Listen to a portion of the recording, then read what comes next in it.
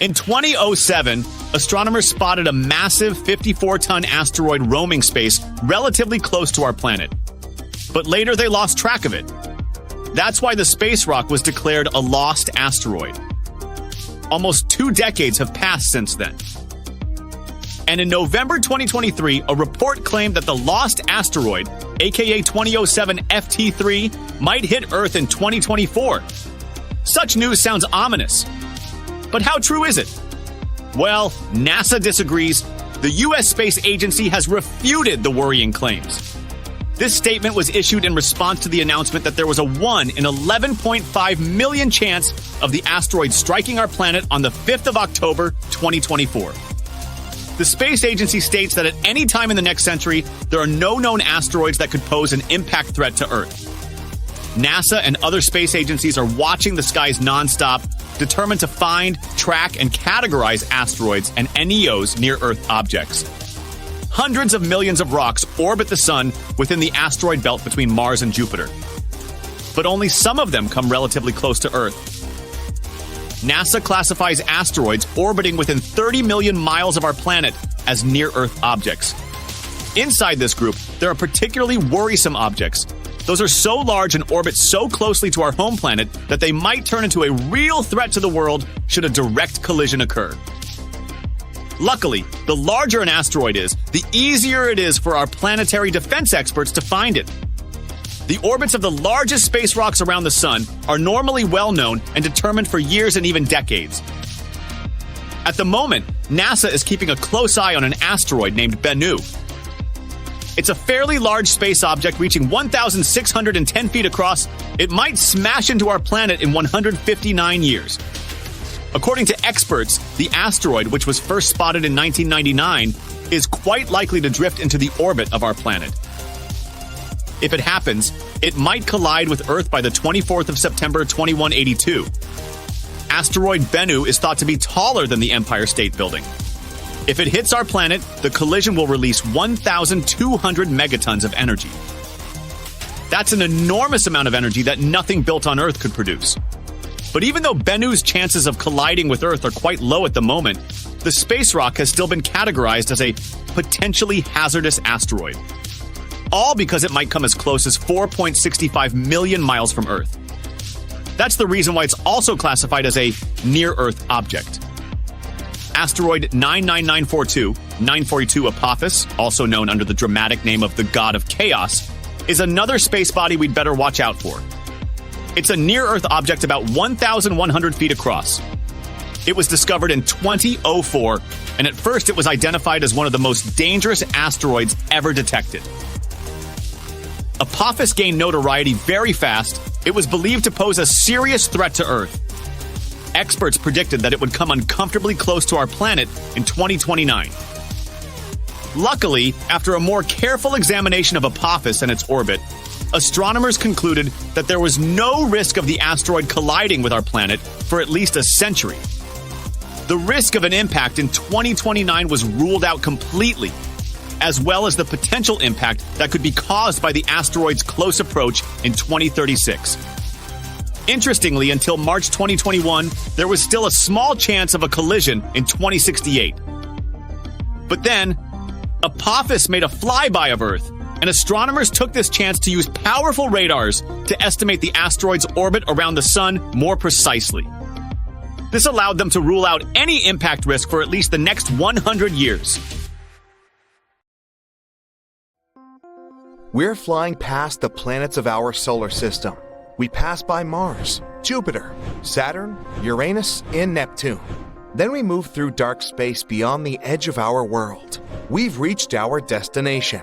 It's the Oort cloud. It's a hypothetical region around the solar system that holds tons of asteroids and blocks of ice. It's likely to be where the largest comet in human history was born. And now, it's heading toward the Sun. Bernard and Ellie Bernstein was discovered totally by accident during the Dark Energy Survey. Our telescopes were pointed at distant space. Their main goal was to learn more about how the universe was expanding. Astronomers also wanted to make a more detailed map of the observable universe. Scientists analyzed over 80,000 images and found a moving object. It was alarmingly close to our home planet. Its size was an impressive 62 miles. That's about the width of Lake Michigan. It was an already active comet with a long tail. Usually, comets get a tail when they come close to the sun. The heat from the star warms the comet's surface, and light materials, like ice, begin to evaporate. This forms a cloud of steam and dust that stretches far beyond the comet. But Bernardinelli Bernstein is too far away from the sun to start heating up. This means that its surface has a different composition. It might be solid carbon monoxide. This increases the luminosity of the comet. That's why it can be observed with telescopes on Earth. We can compare Bernardinelli Bernstein to the largest meteorite to ever fall on Earth. About 66 million years ago, our planet was hit by a meteorite about 6 miles wide. At that time, the blast wave from the collision went around Earth several times. Tsunami waves caused by the impact were taller than the largest skyscrapers, and the energy from the explosion set huge areas on fire. Almost all living creatures, including dinosaurs and ancient fish, ceased to exist. The meteorite left a crater 3 times the size of Manhattan. The place where it fell was rich in sulfur. This substance evaporated because of the abnormal heat and gathered into massive clouds. This caused acid rains that were falling on Earth for several more weeks. Our newly discovered comet is 10 times bigger. If it were flying toward Earth, you'd see it with the unaided eye long before the impact. It looked like a moving star in the night sky. A few days before the comet reached our planet, you'd see it even during the day. You'd be able to distinguish its long tail, too. When the comet entered the atmosphere, it produced a booming sound so loud you'd hear it on the other side of Earth. At this point, the comet would begin to heat up because of friction with the air. It'd start burning. Countless pieces of debris would break away from the main body of the meteorite and fall to Earth. As soon as Bernardinelli Bernstein touched the surface of the planet, we'd see a flash so bright it'd outshine the sun. In a fraction of a second, a colossal amount of energy would be converted into heat. This would create the most powerful explosion in the history of our planet. It'd literally rip out chunks of ground and throw them into the air. The blast wave would incinerate everything within a few hundred miles. It continued to spread in different directions, breaking and bending trees. At one point, it reached snow-capped mountains and triggered huge avalanches that would cover many villages. The blast wave would go around the planet, shattering glass and buildings on all continents. Tsunami waves would be so high they would cover entire coastal cities. The most powerful earthquake in history would break the ground and create deep cracks. After the impact, billions of tons of dust and ash would rise into the air. A giant black cloud would completely block the sun's rays. Earth would be plunged into darkness. All the debris in the air would start melting. They'd turn into liquid lava and fall back to the surface, causing even more damage. The ash and dust in the air would cover the sun for several more months. During this time, the temperature on Earth would drop by several degrees. Even if they were hiding in deep shelters and bunkers, people, as well as all other living organisms on the planet, would be unlikely to survive this event. Fortunately, Bernardinelli Bernstein isn't going to approach Earth. Right now, the comet is about 20 astronomical units away from the Sun. That's 20 times the distance from Earth to the Sun. It means the comet will soon cross the orbit of Uranus. In 2031, it'll be 11 astronomical units away from our star. That's just outside Saturn's orbit. This is going to be the closest Bernardinelli Bernstein will approach the Sun. Then it will begin its flight back to the edge of the solar system. But the comet is bound to return again. It'll move away from the Sun and slow down until the star's gravity pulls it back.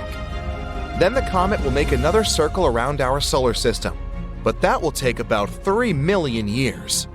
Right now, we have other meteorites to worry about. For example, 3200 Phaethon.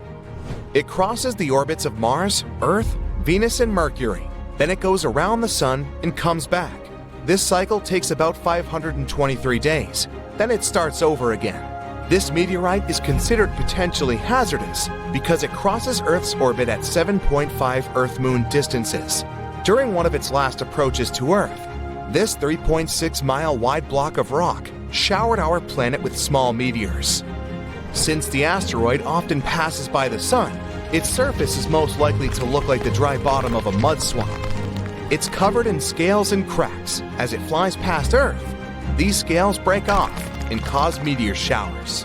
But the largest, potentially hazardous asteroid is the 1999 JM8. It's about the size of 77 soccer fields. It passes by Earth at 9 lunar distances. Its closest approach to our planet will happen in August 2137. If such a meteorite were to hit Earth, an entire continent could be wiped out. The rest of the world would experience massive tsunamis, but would survive the event. So naturally, scientists are thinking of ways to protect the planet from such a disaster. The first solution is a controlled Big Bang. One of the laws of physics says that if you apply some force in one direction, it'll cause a reaction in the opposite direction. So if we spot an asteroid that is about to collide with Earth, we'll need to send a rocket toward it. This way, we'll produce a controlled explosion, not inside, but right above its surface. The blast will be directed upward, and the asteroid will shift downward. Even this tiny shift would be enough to change the trajectory of the asteroid, and then it'll fly past Earth.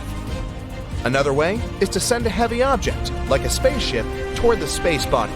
Every heavy object has its own gravity, so the spacecraft will have to fly close to the asteroid, which will attract the ship to its surface, but the engines of the spacecraft will resist. The ship will start pulling the asteroid in the opposite direction. This will change the trajectory of the asteroid, and our planet will remain intact. We can also ram the asteroid with the spaceship. Bam!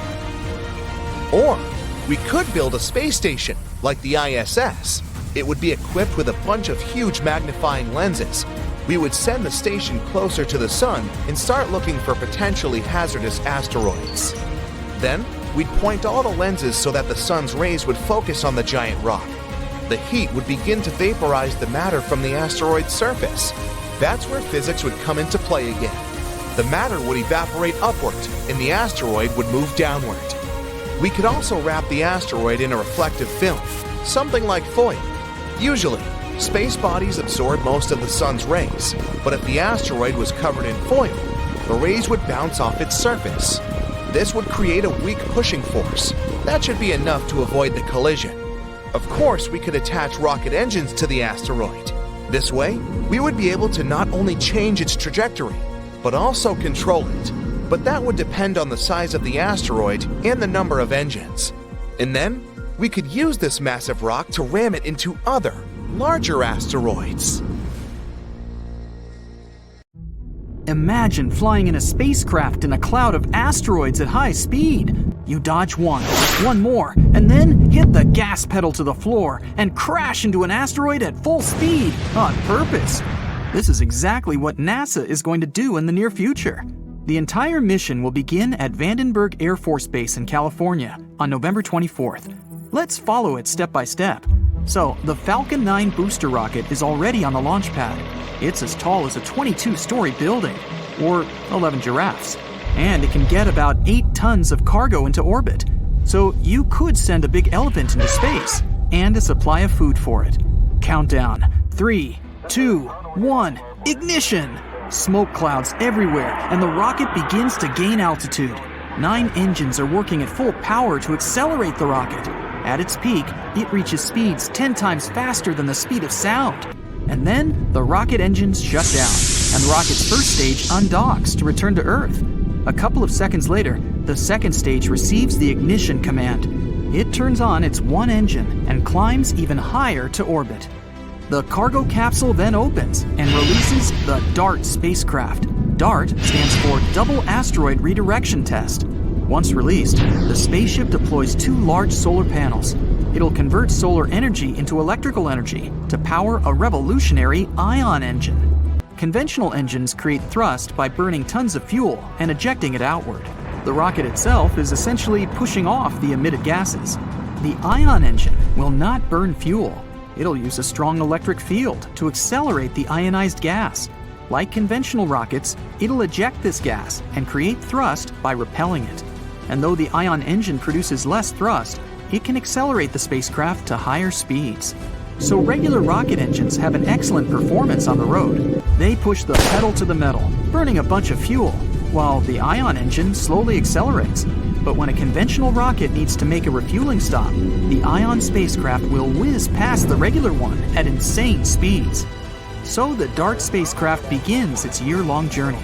By comparison, a flight to Mars would take about 7 months. Fast forward 1 year ahead, and we've arrived. This is the asteroid Didymos. The far point of its orbit is 2 astronomical units from our star. That's 2 Earth-Sun distances. At this point, the Sun begins to pull the asteroid back, and then it approaches the closest point to the star, 1 Earth-Sun distance. That is, its orbit lies very close to the orbit of our planet. Didymos made its closest approach to Earth at a distance of about 4.8 million miles. That's 20 times farther than the Moon's orbit. It takes 770 days to complete one such revolution around the Sun. So, Didymos is not considered a hazardous asteroid, but in the future, it'll approach the Earth even closer, and the consequences of a collision with it could be catastrophic, given its size. It's bigger than 2 Empire State Buildings, and it rotates at a rate of 1 revolution in 2 hours and 15 minutes, so it has a tremendous amount of energy. Plus, it has an asteroid companion. It's a small pebble 520 feet wide. It's like 12 school buses or 10 train cars. Its orbital period, that is, the time it takes the pebble to make a complete circle around the asteroid, is about 11.9 hours. NASA believes that asteroids up to 80 feet wide are likely to burn up completely in our atmosphere due to friction with the air, so they're not hazardous. Asteroids between 80 feet and half a mile in size will not burn completely and could cause severe damage. And asteroids over half a mile have the potential to wipe out large cities or even entire states. In that sense, we can consider Didymos potentially hazardous. So we're going to test one way of defending against asteroids on it: kinetic impact. That's why we sent DART here. So our spacecraft is going to hit an asteroid, only not its main body, but its little companion. DART is already moving toward it at about 4 miles per second. At that speed, a trip from New York to Washington, D.C. would take less than a minute, and a trip across the United States from coast to coast would take about 10 minutes. DART is getting close. 3 seconds to impact. 2, 1, BAM! The spacecraft crashes into the asteroid at full speed. What are your predictions? Asteroid explodes and is blown to pieces? Or asteroid flies off the main body into space like a billiard ball? Well, scientists predict that this collision will reduce the speed of this small asteroid by a fraction of a percent, but it'll still be enough to reduce its orbital period by a few minutes. Then our telescopes on Earth will be able to study the effects of the collision in more detail. And to learn even more, we'll send another spacecraft to Didymos on another mission. This is Hera. It'll be launched in 2024 and is scheduled to arrive at Didymos around 2027.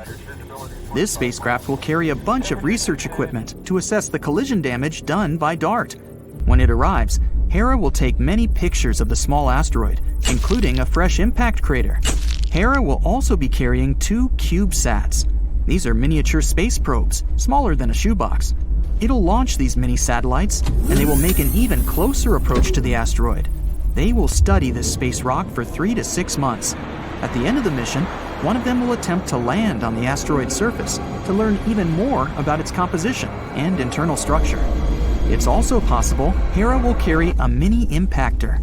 This thing will have to make another impact on the asteroid. Then scientists will be able to evaluate the difference in impacts with a large spacecraft and a small one, and understand how we can defend against asteroids in the future. In theory, we don't need to send a giant rocket to a dangerous asteroid to destroy it. A single strike might be enough to shift the trajectory of the asteroid slightly. On a cosmic scale, changing the trajectory, even by a fraction, would dramatically change the asteroid's finish point. But kinetic impact is not the only way to deal with hazardous asteroids. Check out the gravity tractor. For this technique, we need to send a spacecraft toward the asteroid too. Only it won't crash into it. It'll have to go into its orbit. Any asteroid has a force of attraction, and it'll pull the spacecraft toward it. But the spacecraft's engines will keep it at the same altitude, so the asteroid itself will start attracting to the spacecraft. This method is reliable enough, but it takes a long time. And it'll only work if we detect a potentially hazardous asteroid many years before it arrives at Earth. we should have enough time to send a spacecraft to the asteroid and then carry out an asteroid tractor technique. The other option is a laser. When an asteroid is found, we need to aim a powerful laser beam at it. It'll heat up a certain point on the asteroid, causing the material there to evaporate. This is where physics comes into play. The material on the asteroid evaporates upwards.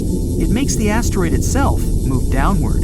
Just like our rocket engines work, the burning fuel is ejected one way and the spacecraft moves the other. We can also use solar power instead of lasers. To do that, we need to build a big space station, which would be equipped with a lot of magnifying glasses. Have you ever tried to burn letters on a wooden surface with a magnifying glass? Well, we'd be doing the same thing, but with an asteroid. The space station will have to focus lots of the sun's rays into one point on the asteroid. Again, the material evaporates because of the high temperature, and this causes the asteroid to change its trajectory slightly so that it flies past our planet. How about foil? That's right, we can avoid a collision with an asteroid by using ordinary foil. We would have to wrap the asteroid in the same reflective material. Then the asteroid won't absorb the sun's rays, but will instead reflect them. This creates a little pressure on the surface of the asteroid. It's as if the sun's rays are pushing the asteroid, and it'll be able to change its trajectory. And not the most obvious but reliable option is conventional rocket engines. We can put several powerful engines on the asteroid. This would create thrust and change the trajectory of the asteroid. And if there are enough engines, we can even take control of the asteroid. So when a bigger space rock appears on the horizon, we'll turn on our engines and point the asteroid straight at it. Such a collision can completely destroy even a very large asteroid. And it would make for one epic light show. If an asteroid like Apophis hits Earth, we will be destroyed. Massive earthquakes will strike, and tsunamis will flood everything. Apophis is a billion-year-old celestial body that has been in the solar system since its inception. So you might be thinking, well, how likely is it that this giant space stone will collide with our planet in 2029? Well, let's find out, shall we? Apophis is a big, bad asteroid discovered in 2004 by the Kitt Peak National Observatory in Arizona.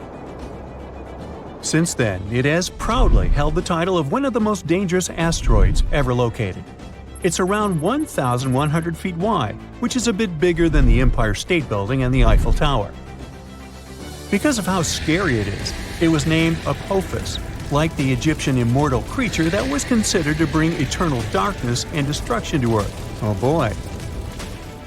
In 2021, researchers had a once-in-a-lifetime opportunity to study this floating rock when it passed near our planet, and we'll come back to that in a minute. Now, some scientists say that there is a small chance of Apophis hitting the Earth on Friday, April 13, 2029.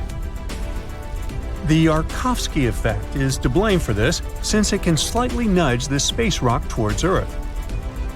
This effect originates from the uneven emission of thermal photons from a rotating celestial object, resulting in a fascinating force exerted upon it in space. These emitted photons possess momentum and play a pivotal role in shaping the dynamics of the body. The asteroid has two sides, light and dark, just like the Moon. The light side faces the Sun and is warmer than the dark side. But the thing also turns, so the sides constantly change direction and temperature. This change could be detrimental because it slightly pushes Apophis toward Earth. Unfortunately, nobody knows how the Yarkovsky effect will influence the asteroid's path.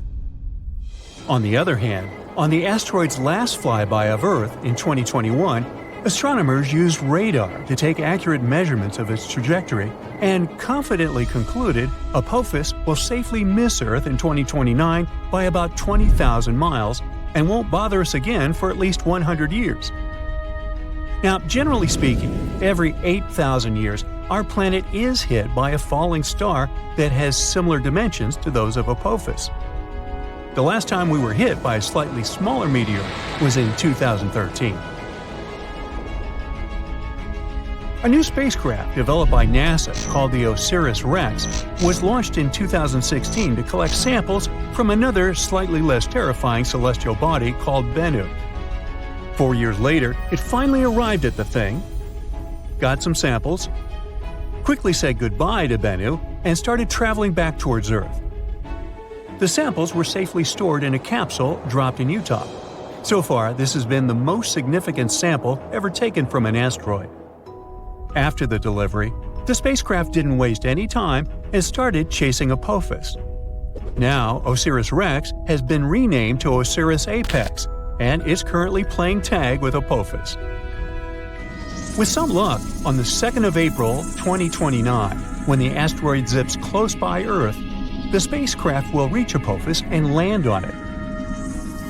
It will stay on Apophis for 18 months, collecting valuable information and taking thousands of pictures. The asteroid will be monitored with the help of powerful telescopes. At some point, Apophis will get too close to the Sun, and then all the monitoring work will be on Osiris's apex back. If you live in Europe, West Asia, or Africa, you're one of those lucky people who will have a once-in-a-lifetime opportunity to see Apophis with the unaided eye. It'll be visible in the sky in these regions in 2029, and those who have telescopes will be able to spot it once again in 2036. OSIRIS-APEX will experience some problems because the asteroid has a thick crust, and the spacecraft won't be able to collect data as easily as it did with Bennu. OSIRIS-APEX has a unique thruster that will blow all the dust from Apophis while landing. This will be a perfect chance to analyze the surface of the asteroid to see what it's made of. The craft will spend 1.5 years mapping the asteroid, trying to detect changes in its shape. All this research will show how the celestial body is likely to move so we can better design plans to protect Earth from such things. In 2025, NASA is also going to launch the mission Apophis Pathfinder, and it will be the first spaceship to ever touch this asteroid. It will land approximately a year after its launch. Also, NASA has proposed sending a swarm of tiny craft into space to help humanity develop effective protective tactics against asteroid strikes. We know that Apophis originated in the primary asteroid belt between Mars and Jupiter. In the past million years, this celestial body has changed its path because of the considerable influence of Jupiter's gravitation. Now it seems like it favors the Sun more, meaning this asteroid will come very close to Earth. That's why it's classified as a near-Earth celestial body. A lot of tests and research have been done to find a way to deal with asteroids. Some solutions include drilling and detonating the space body from inside, or testing new technologies, like attaching rockets to it and trying to steer it away from Earth. We can also hit it with something moving at high speeds to make it change its course. Apophis is an S-type asteroid made of rocks and minerals like iron and nickel, and is shaped like a peanut. It can tell us a lot about the past and possibly the future.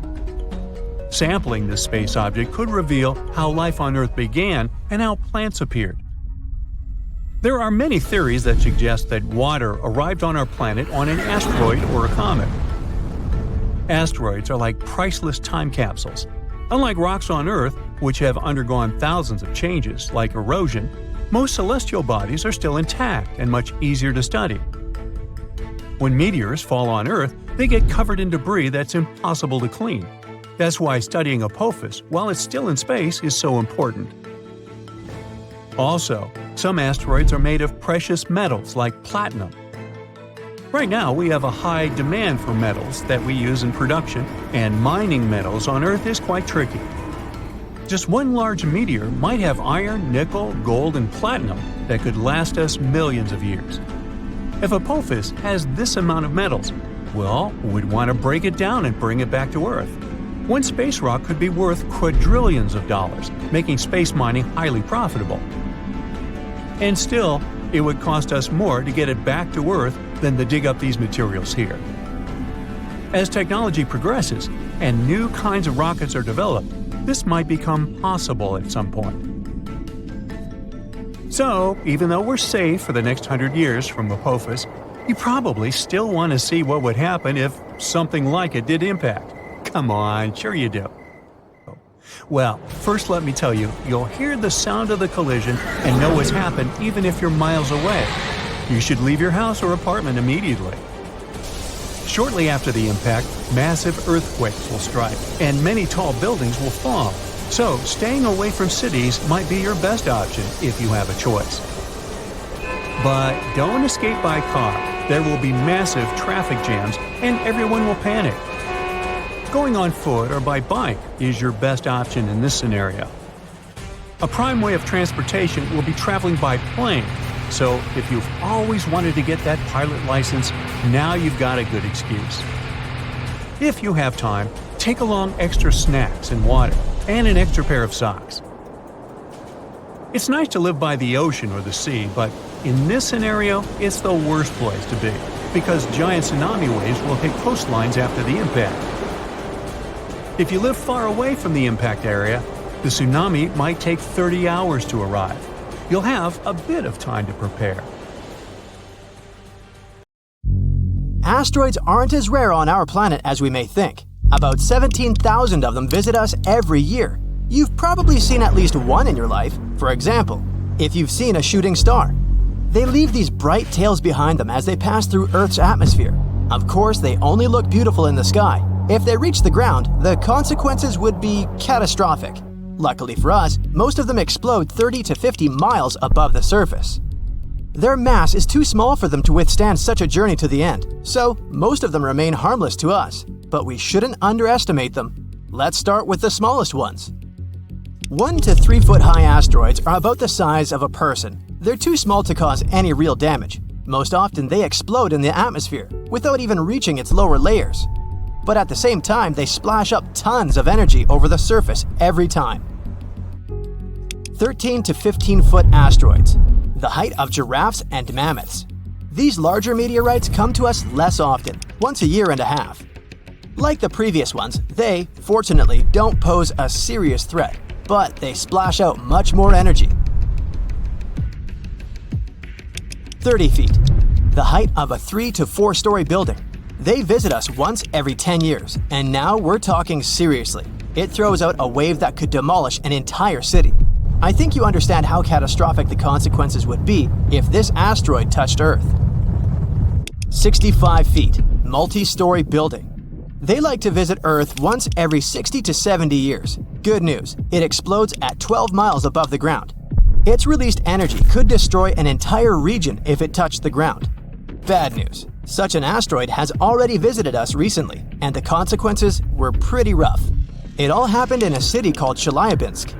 On February 15, 2013, at about 9:20 a.m. local time, the giant slowed down in the Earth's atmosphere and then broke up into small pieces at 14.5 miles above the Earth. These pieces then flew in different directions. It shattered the windows all over the city and damaged many buildings, including people's houses, schools, and others. It took a while to repair everything, and the scale of this destruction was quite serious. As a result, there were 1,615 injured. But fortunately, no casualties. At least we're safe for the time being. The next such asteroid may come to us only in the 2070s or 80s, and no one knows where exactly it wants to land. Now let's move on. 300 feet. This is the height of the Statue of Liberty together with the pedestal. Such a giant can be seen every 4,500 years, and this is the first asteroid on our list that may literally crash into Earth.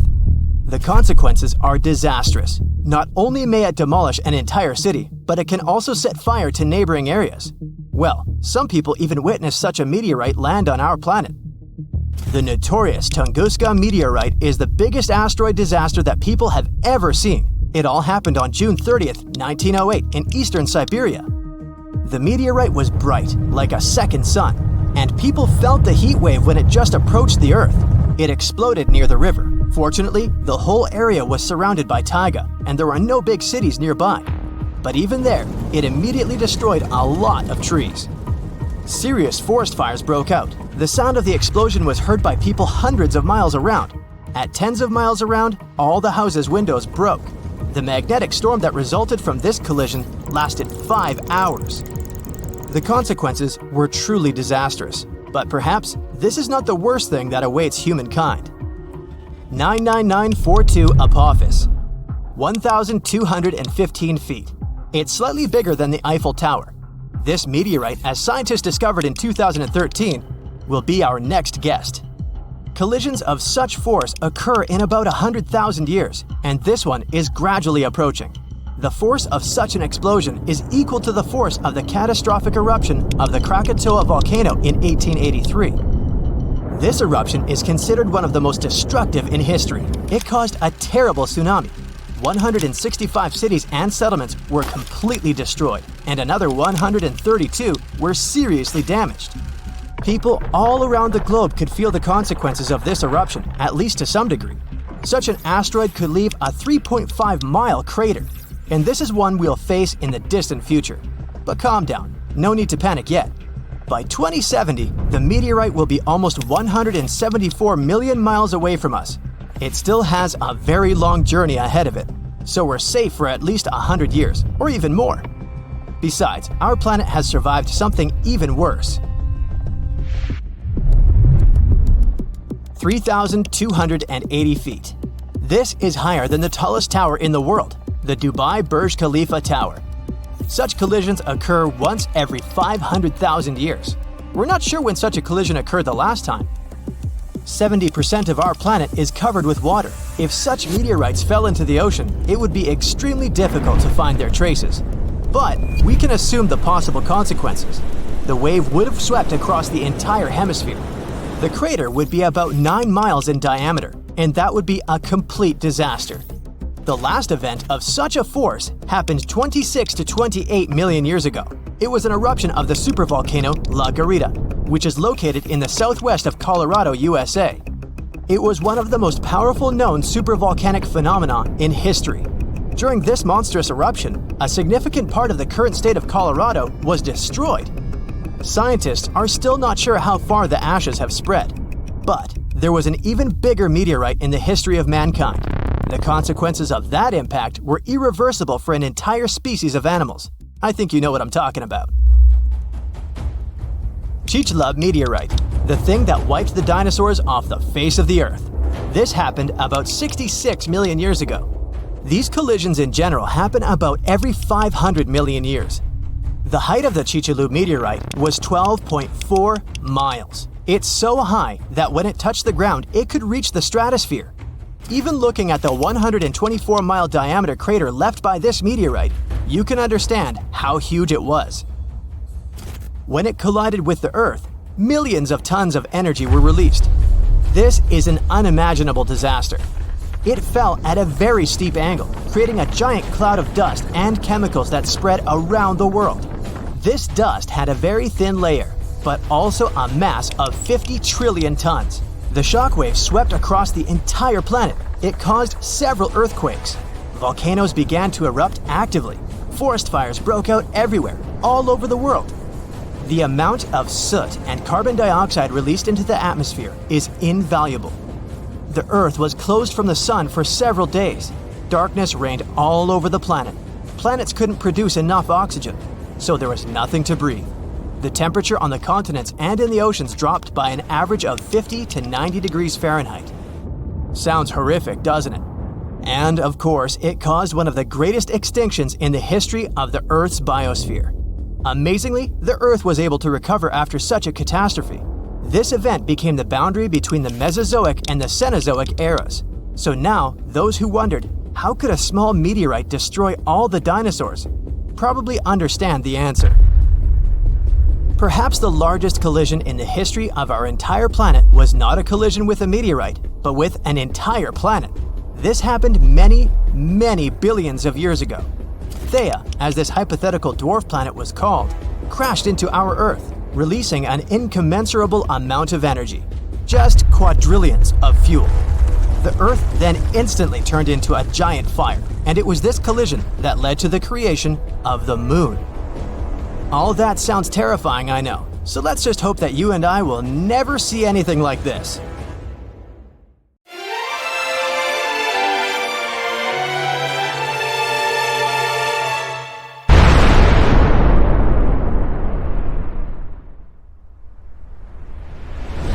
From tiny critters to colossal creatures, all animals are trying to escape from a wall of fire moving in their direction. The temperature is rising, and everything around starts catching fire. Soon, lots of animals and plants on Earth will cease to exist. This is the aftermath of a giant asteroid crashing into our planet. But what if dinosaurs had had critical thinking skills? They could have guessed what was going to happen, because this asteroid was visible a year before the impact. 1 year before the impact. With no city lights, all bright spots in the sky are stars. Some of them are planets reflecting the light coming from the sun, like Mars. But one of these dots is the asteroid. Later, it's going to be known as Chicxulub impactor. It got this name because of the region of modern-day Mexico where it fell. Anyway, at this point, the asteroid looks like a star. It has the same brightness as Neptune. You could even have photographed it with a high-quality camera. If only dinosaurs had thumbs. The impactor is now passing through Jupiter's orbit. From this distance, Earth looks like a pale blue dot. 1 month before impact.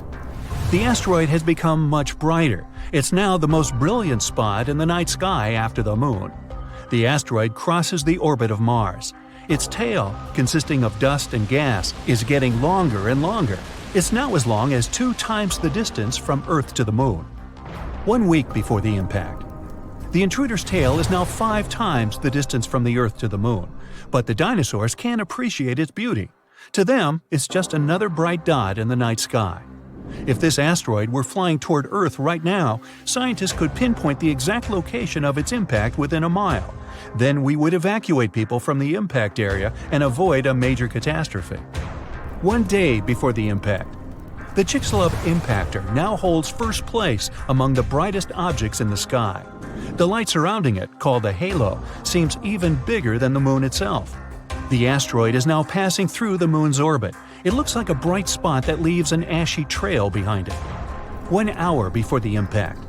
The light from the Chicxulub impactor is brighter than the full Moon, and its movement can be seen with the unaided eye.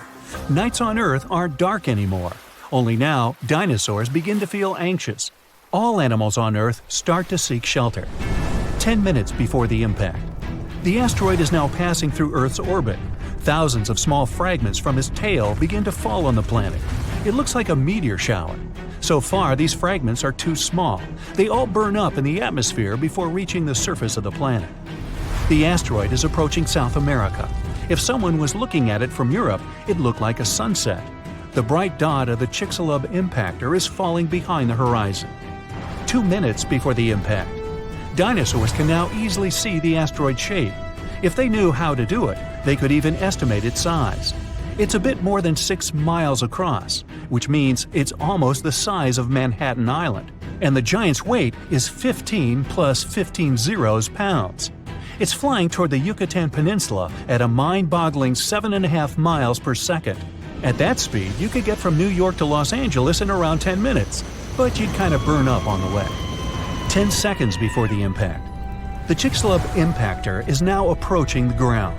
A few more feet and bam! The night sky suddenly turns white. The flash is so bright that the sun isn't visible at this point. The asteroid's entry causes a powerful blast that can be heard on the other side of the world.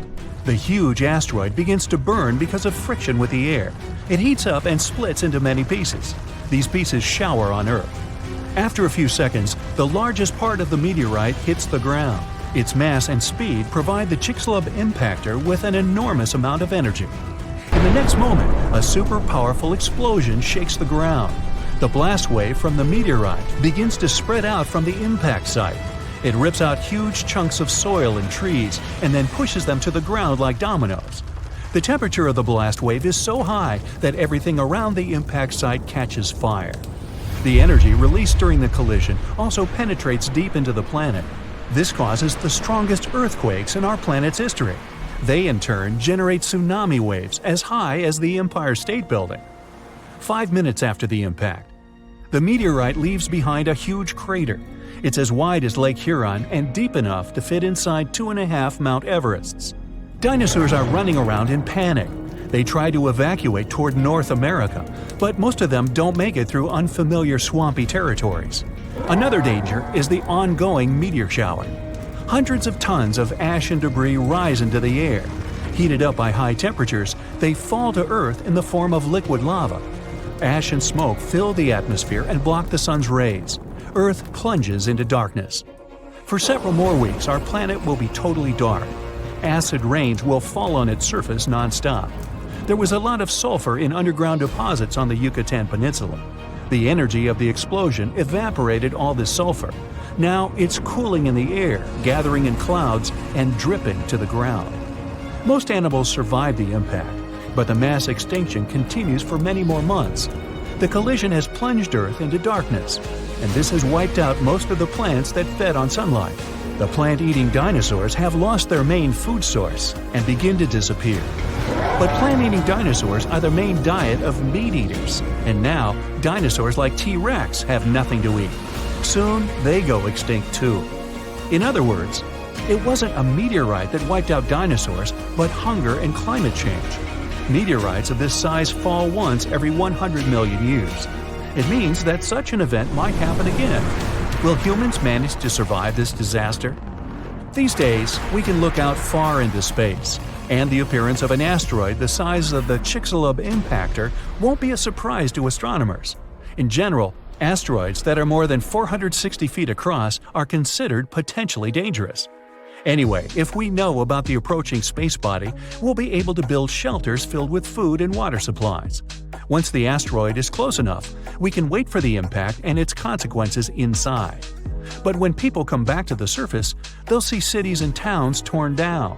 Our planet will look like a lifeless desert. That's why we need another alternative, which is to prevent the impact.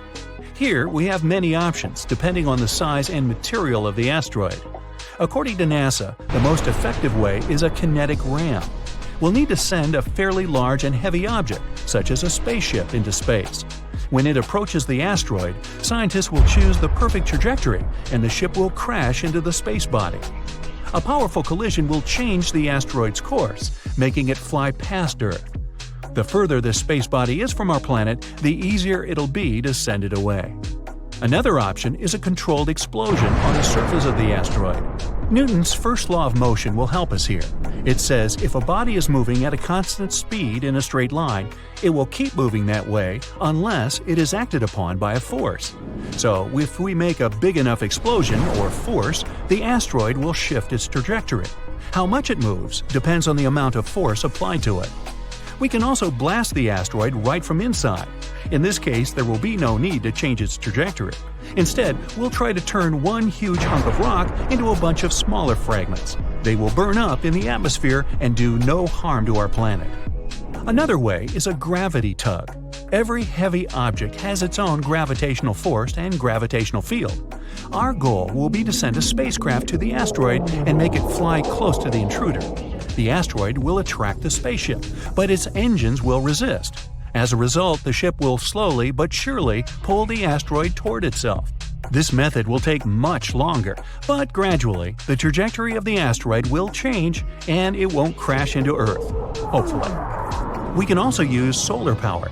We can build a spaceship with a system of giant magnifying lenses. Then we'll send that station closer to the Sun. When we spot an asteroid, we'll point the lens in its direction and focus the beam on the space body. The heat from the Sun will cause the asteroid's material to evaporate. Eventually, this will make the intruder change its trajectory. Whoa! A wall of fire spreads around the epicenter of the impact. It burns everything in its path. The waves raised by the explosion cover large cities, and earthquakes are so strong that giant skyscrapers fall like a house of cards. So, these are the possible consequences of the collision with the first interstellar object in history to visit our solar system. We discovered it in 2017, but we're still not sure what it is: an asteroid, a comet, or a spaceship of some outer space civilization. So far, scientists have named it Oumuamua. Sounds like a Hawaiian cow. Well, whatever it is, its speed is much faster than other asteroids, about 54 miles per second. At that speed, you could cross the US from coast to coast in less than 3 minutes. So this asteroid could travel from Earth to the Sun in about 2 months. By comparison, our rockets can travel up to 17,000 miles per hour. The same trip across the United States would take them about 9 minutes. So many scientists speculate that this is an artificial object created by a very advanced civilization. Okay. The shape of the object supports this theory. It's long and narrow and resembles a spaceship. It's about half a mile long, way bigger than the Eiffel Tower. Scientists decided to see if Oumuamua was really someone's spaceship and pointed some radio telescopes at it. If the civilization on that ship had used communication or scanned us with their tech, we would have known about it. But there was complete silence. Kind of like that. Not a single radio wave. But that doesn't disprove the theory of outer space civilization. To find out for sure, we decided to determine the weight of the object. To do that, we use light. More precisely, its reflection. You see, different materials reflect light differently. We take an unknown black stone, for example. It absorbs almost all the light, reflecting almost nothing. Check out the catalog, it's charcoal. Knowing the size and material of the object, we can determine its weight. So, we need to see how much light this object reflects. And when scientists pointed their telescopes at Oumuamua, they learned that it reflects colors that match with iron and also with some solid rocks. And Oumuamua was flashing all the time, a bright flash. Then it would slowly fade, and then it would start to shine again. This means it was spinning. And it wasn't going around its axis like an arrow. It rotated chaotically, moving its edges up and down. Any artificial object or spacecraft would have been torn apart by such overloads. But Oumuamua is still intact. That means it's made of super hard materials that keep it from falling apart. And it's not hollow like a spaceship. It's one solid body. Hey, like me. The astounding speed of this object makes it pretty mysterious. Some comets can have the same or even higher speed, but they also have a kind of rocket effect. So when a spaceship starts from the launch pad, you see fire bursting out of its engines. Every second, the rocket mixes fuel with oxygen, ignites them, and ejects them at a tremendous speed. According to the laws of physics, this is like pushing off a wall. The rocket sort of jumps up from the combustion gases it throws down. That's how the rocket creates thrust and accelerates. Comets work on a similar principle. The sun's rays hit the surface of the comet. Light elements like ice start to evaporate. That gas goes one way, the comet goes the other. Just like a rocket, the comet is pushing off the evaporating gas and accelerates. This gas also forms the comet's long tail. It's as if the massive rock is dragging all this gas behind it. I can relate. Or it's like a car pulls air with it when it goes at high speed. But Oumuamua is not a comet, and it doesn't have that tail, and it doesn't have the same rocket effect as a comet. So it couldn't have accelerated to that speed. But some scientists believe that Oumuamua used to have a tail. Although we discovered it in 2017, it entered our solar system in 1995, and it was hit by the sun's rays even back then. When we discovered this asteroid, it had already lost about 95% of its mass. It simply evaporated. Other scientists believe that Oumuamua got this velocity during its birth, somewhere far away in another star system or nebula. Perhaps it was a dramatic collision of some exoplanet with another cosmic object. The colossal explosive energy of the collision threw the elongated shard into outer space. Or it could have been a supernova explosion. When a star reaches the end of its lifespan, it becomes a red giant. It's an inflated version of the star, hundreds of times bigger. Then it shrinks and explodes with tremendous force. The blast waves can travel many light years away from the epicenter, and it's one of the brightest events in the universe. So, the supernova might have torn some exoplanet to pieces. One of them, Oumuamua, gained a lot of energy and speed and began its long journey toward Earth. This might explain why Oumuamua keeps spinning so wildly. But recently, scientists published a theory that Oumuamua may be a giant block of ice. The kind of ice we're used to is water, H2O, but Oumuamua could be nitrogen ice, N2. It may have remained intact in interstellar space for 500 million years. And when it arrived in our solar system, nitrogen ice could have reflected 2/3 of the sun's rays, so it didn't heat up as much. That explains why Oumuamua doesn't have a tail. You can find the same nitrogen ice on Pluto, as well as on Triton, one of Neptune's moons. So, Oumuamua comes from a similar icy exoplanet. But we can find out for sure only by sending a space probe to it. Scientists came up with a plan for that called Project Lyra. The problem is that Oumuamua is leaving our solar system at tremendous speeds, much faster than our rockets can fly. And we need to catch up with this space rock as quickly as possible before it gets too far away. To do this, we can use a gravity maneuver. First, the space probe makes a flyby of Jupiter. It passes close to it to take advantage of its gravity to accelerate. After that, the probe will head towards the Sun, and it'll fly around it as close as possible to fire like a catapult towards the space rock. The second option for reaching the asteroid is to use microprobes. We have to launch about 1,000 of them into orbit. They should be no heavier than a match. Each of them will have a light sail the size of a boxing ring. Then we'll focus a powerful laser beam from the ground onto this sail. It will allow us to accelerate the probe to about 20% of the speed of light. It shouldn't go too fast not to fly past the asteroid. It should be able to enter its orbit or land on it. But if we're too slow, Oumuamua will leave our solar system before we can catch up with it. It'll be a great experience because in the future, we'll be able to use such asteroids as a space taxi. All we have to do is enter the orbit of such an interstellar asteroid or even land on it. Then we would keep moving through space at incredible speeds without using any fuel at all.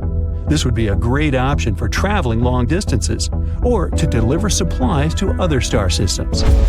So why should we be afraid of such objects? Well, a collision with an asteroid the size of Oumuamua could wipe out an entire state.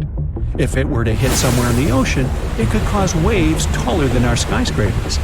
Scientists are anxious to find ways to protect us against such objects. One of them is ramming. If we spot a potentially hazardous object, we could send a spaceship towards it, pedal to the metal. The spacecraft will have to ram the asteroid at an angle that will move its trajectory just a little bit. Moving it too much on a cosmic scale would only dramatically change the asteroid's final destination, and we only need to get the asteroid past our planet. We can also create a controlled explosion on the asteroid. It's based on the same principle. The force of the explosion would have to shift the trajectory of the asteroid slightly, or smash a giant rock into smaller pieces. Asteroids up to 80 feet wide would burn up completely in our atmosphere due to friction against the air. Rocks between 80 feet and half a mile in size may not burn up completely and cause local damage. Anything larger is considered very hazardous. You think? The traditional method of science fiction is to put rocket engines on the asteroid. Then we can not only change the trajectory of the space rock, but also control it. And we can use it against other asteroids. It would be something like space billiards. Asteroids flying around is sometimes like a fierce game of dodgeball, where you never know when some of them can go in your direction. So we can just track the situation and hope for the best. To figure out the risks, scientists from different organizations have to study the positions and paths of the asteroids that come close to our planet, especially those that are at least 0.6 miles wide. And the good news is that none of these asteroids will probably hit us for at least the next 1,000 years. Phew! To give us an idea of their power, scientists did an experiment to simulate the impact of such a gigantic asteroid. The energy released from the collision would be a mind-blowing 100,000 megatons. That's like detonating 15,000 tons of dynamite. Also, if such a big asteroid hit us, Earth would cool down significantly because of all that debris that would go into the atmosphere and block sunlight. Plants wouldn't be able to get their fuel in this case, so we'd all be in trouble, both humans and animals. Thankfully, such mammoth asteroid impacts are quite rare. The larger an asteroid, the longer it takes it to collide with Earth. For example, it's estimated that asteroids with diameters of at least 0.6 miles strike our planet about once every 700,000 years. And if we're talking about even bigger ones that are 3 miles wide, well, those are predicted to come crashing down only once every 30 million years. Yay! But hold on. Don't get too relaxed just yet. Astronomers focus on really large asteroids because those are the ones that can kinda doom our planet if they hit us. Yep, you got it right. In a dinosaur kind of way. Even if one of them didn't erase us completely, the damage would still be enormous. So, There are still some asteroids wandering around that we need to keep an eye on to see how they might evolve over time. Scientists have a model of tracking them where they focus on the parts of an asteroid's path that come close to our planet to see if the space rock poses a risk to us. And it seems there might be one asteroid, 7482, 1994 PC1, 3,600 feet in diameter that might pose some danger. It's supposed to come closer to our planet in the next 1,000 years. And when I say risky, it means there's a 0.0151% chance of it coming within one Earth-Moon distance. It already passed by us in 2022, but we were lucky because it was far enough 1.2 million miles. I'd say we can relax when it comes to asteroid scenarios. For now. Asteroids slamming into Earth would be new for humankind, but not for the planet itself. As I said, there weren't many of those big ones, but they still had enormous consequences. The first one that comes to most people's minds is, of course, the dinosaur asteroid as big as a mountain that struck our home planet around 66 million years ago, near Mexico's Yucatan Peninsula. It was chaotic. Global firestorms and tsunamis were all over the place. Dust was blocking out the sun, and vaporized rock released sulfur, which then led to acid rain and the acidification of the oceans. But there was an even bigger fella that came before that one. Around 2 billion years ago, a gigantic asteroid crashed into our planet and left a massive crater in South Africa. The one we know today as the Reappeared crater. And it seems this asteroid might have been even bigger than we all originally thought. Twice as wide as the space rock that erased dinosaurs. The Reappeared crater is confirmed to be the biggest visible crater on Earth, with a diameter of about 99 miles. It used to be even bigger when it first formed, though. Maybe even 155 to 174 miles across. It's hard to figure out its true size because the crater has been eroding for the past 2 billion years. Think of it like slicing off layers from the rim of a bowl. The diameter gets smaller with each slice. When the asteroid, 7 to 5 miles wide, that wiped away dinosaurs hit Earth about 66 million years ago, it caused massive destruction. Forest fires, acid rain, tsunamis, and so much ash and dust that it changed Earth's climate. This all made about 75% of life on our planet extinct. The asteroid that created the Reappeared crater was not only bigger, but it also traveled at a higher speed, which means the consequences there would have been even worse. But it happened a long time ago, and living beings were different back then. Maybe it was some bacteria that didn't even notice that something unusual was happening. Earth is not the only one. Lots of impacts have happened across our solar system too. For example, in our close neighborhood. Yup, moving to Mercury and its massive crater called the Caloris Basin. It measures about 950 miles across, which is more than the state of Texas. There's a ring of towering mountains around the crater which makes it look even more impressive. You can see different colors in the mosaic image of the Caloris Basin. They tell us more about the geology of the basin. The orange parts represent lava that once flooded the basin. These lava flows covered the original surface and added this specific orange hue. And after the lava flooded the basin on Mercury, smaller craters formed on top of the lava surface. These craters dug into the ground and uncovered the material hidden beneath the lava. Some of this material is blue in color. And this blue stuff could be a clue about what the original floor of the basin had looked like before the lava covered it. Venus, the hottest planet in our solar system, has a thick atmosphere that comes with a pretty good defense system against space rocks. It's so dense that it burns up most meteors before they even reach its surface. As a result, you won't see as many visible craters on Venus as on other rocky planets in our solar system. But Venus still has some scars that can tell us about some serious impacts that happened there. And one of the biggest scars we know about is Meade Crater. It's enormous. About 170 miles in diameter. The inner floor of this crater is relatively flat and kind of brighter than its surroundings. It's possible that the crater ended up filled with a mixture of melted rock after the impact, and maybe even lava from volcanic activity on Venus. Want to get an idea of what Earth might look like without its protective layer called atmosphere? Just take a look at the moon. Its surface is littered with impact craters. This Tycho is one of the craters you'll easily notice on the moon. When you look at the full moon, you can spot it as a distinct circle with bright rays that radiate outward, slightly off-center on the lower left side of the moon.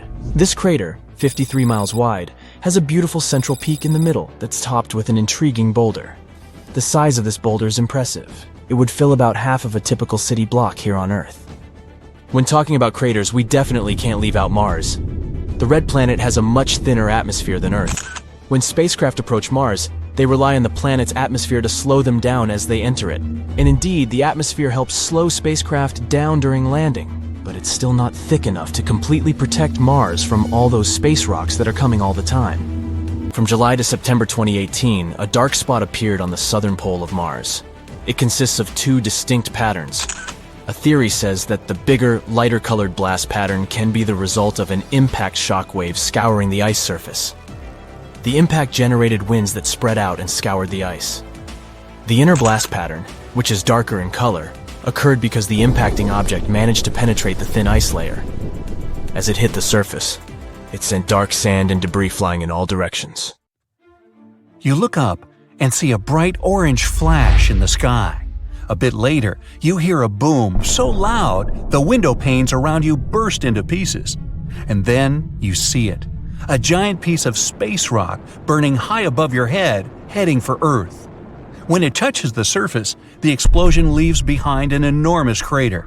It's 12 miles deep and as wide as Lake Michigan. After that, 3/4 of all living organisms on our planet are on the edge of survival.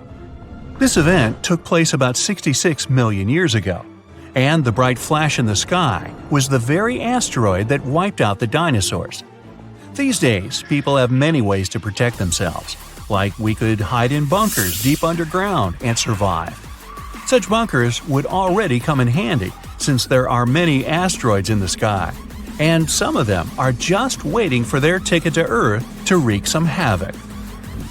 For example, the asteroid 1990 MU. In 2027, it'll come alarmingly close to our planet. Many people fear that Earth's gravitational pull will trap the rock, which is the size of 2 Brooklyn bridges.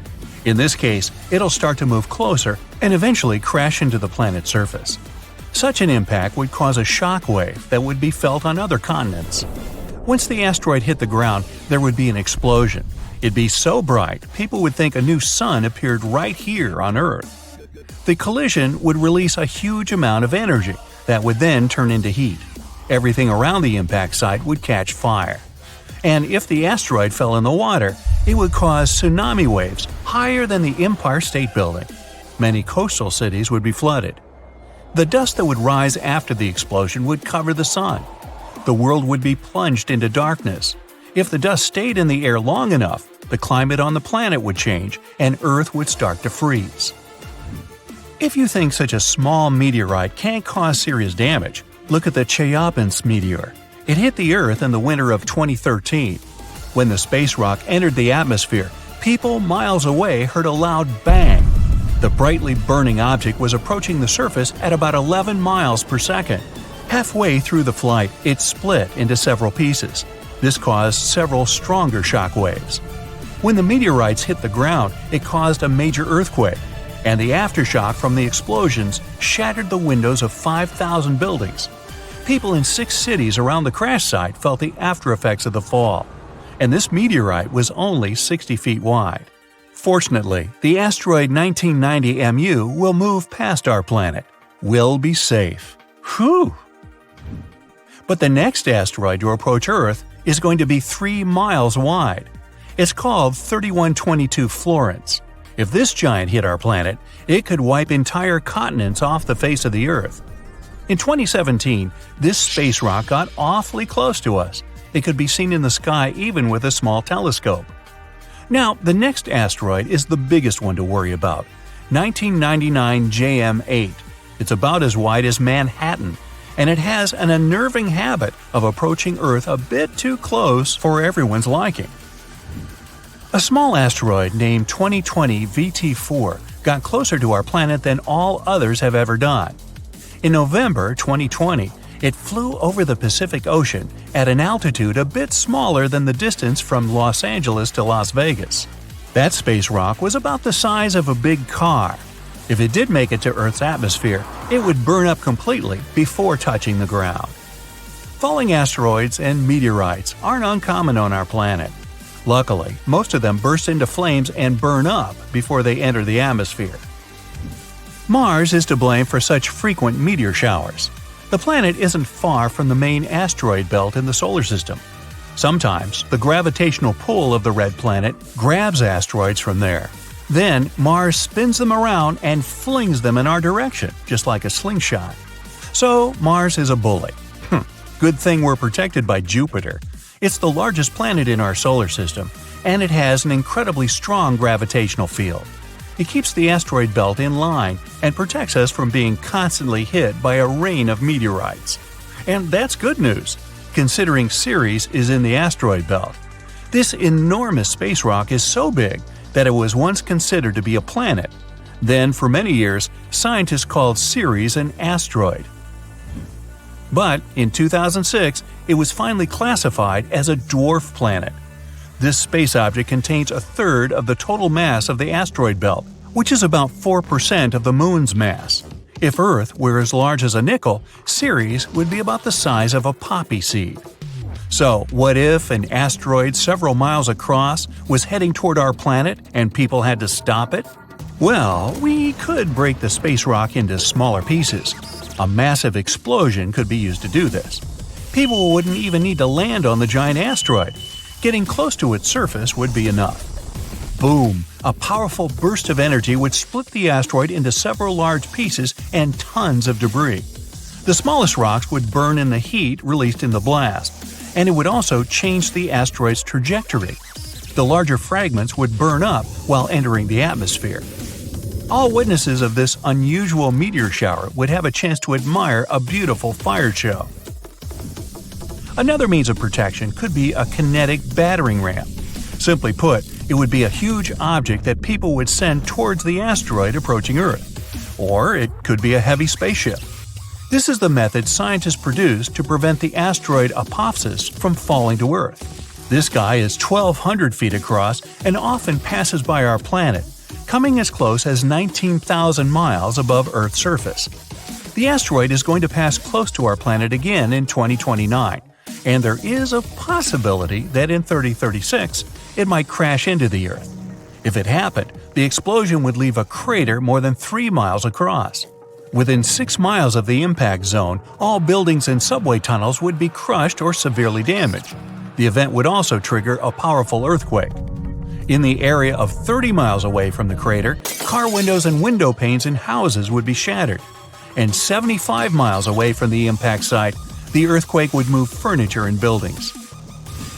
One way to stop such a catastrophe is to build a heavy spaceship.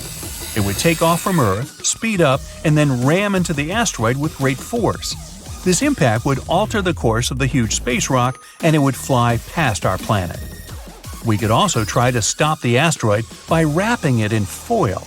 This would make its surface reflective, and then solar pressure might gradually change the asteroid's trajectory. Another alternative is using the gravitational tug. In this case, we would send an unmanned spaceship, large and heavy, toward the asteroid. It would fly over the space rock and slowly draw the thing closer with its gravitational pull. A small change, of course, would be enough to make the asteroid fly past our planet. Another way to protect Earth would be to build a system of giant lenses in space. Perhaps you've tried focusing sunlight with eyeglass lenses. Then you know how hot this sunlight can get. Now imagine having many giant lenses that are all directed at one point. Scientists think that focusing such a powerful beam of light on the asteroid would make the rock melt and evaporate, slowly changing its route. And one more way to protect ourselves from the asteroid would be to install several rocket engines on its surface. It would turn the space object into a rocket, and we could set its course from Earth. Rogue stars pose a much bigger danger. Like asteroids, they fly through space and can collide with anything in their path. The problem is that they have a gigantic mass, sometimes comparable to our Sun's. Around 70,000 years ago, a duo of rogue stars whooshed past the Sun. It didn't affect Earth, but caused some disturbance on the outskirts of the solar system. This event is likely to happen again someday. The rogue star Gliese 710, about half the mass of our Sun, is moving toward our solar system right now. There's a possibility that it'll begin to grab asteroids from the outer asteroid belt and toss them at us. And then, rare meteor showers you can observe these days will become a regular occurrence. But right now, this rogue star is extremely far from our world, and there's a bigger chance that it'll pass by without affecting our peaceful existence.